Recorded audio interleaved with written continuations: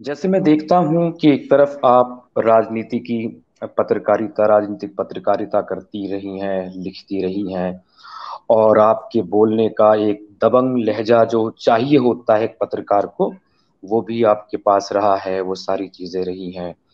और मुझे ऐसा भी नहीं दिखता कि किसी आप राजनीतिक पार्टी से जुड़ी हैं पूरी तरह से, जैसे हो किसी के होके जुड़ जाते हैं। जो सही दिखता है, लगता है आप सही को सही, गलत को गलत कहती हैं। लेकिन मैं चाहूंगा कि शुरुआत आपने कहाँ से, जो कहते हैं ना एक जागरूक होना, कि कहाँ से आपकी ये शुरुआत हुई। अ, देखो, आपने जो बातें कही उसके ऊपर थोड़ा सा मैं कुछ कहना चाहूँगी। एक तो ये कि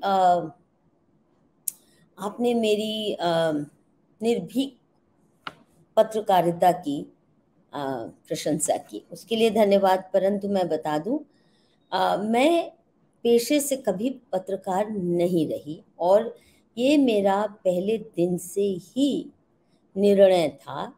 जब अडल्टहुड में ये आता है ना कि अब क्या नौकरी चुननी है, क्या अपने लाइवलीहुड का क्या सोर्स बनाना है, ये मुझे मालूम था कि मैं लिखना चाहूँगी।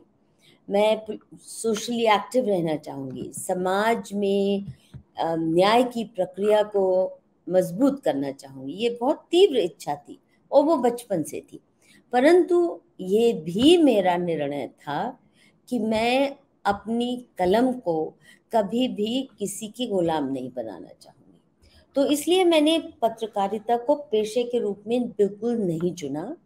मैंने नौकरी की तो पहले लेक्चरर के रूप में कॉलेज में, फिर चलते चलते फिर मैं प्रोफेसर, एक रिसर्च सेंटर में प्रोफेसर के रूप में, centre for study of developing societies, वहाँ मुझे इनवाइट किया गया, रिसर्च सेंटर में बुलाया गया एक प्रोफेसर की हैसियत से।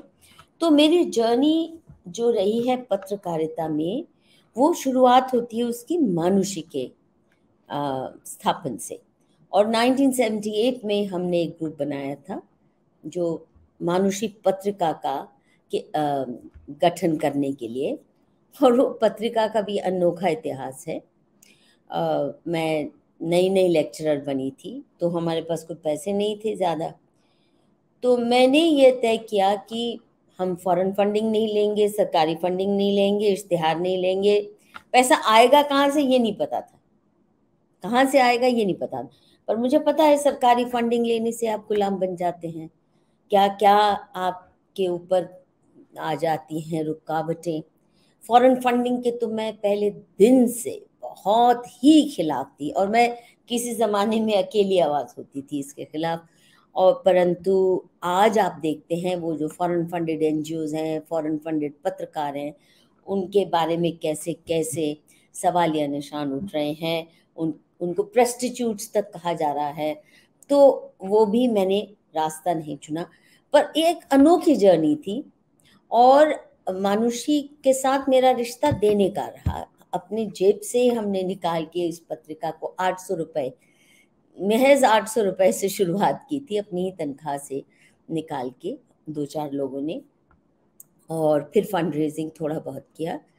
तो आज भी मेरे लिए पत्रकारिता लाइवलीहुड का, जीवन यापन का सोर्स नहीं है, या जैसे यूट्यूब चैनल भी है। अगर यहाँ भी 2 पैसे 4 पैसे जो भी आते हैं वो मानुषी ट्रस्ट को जाते हैं।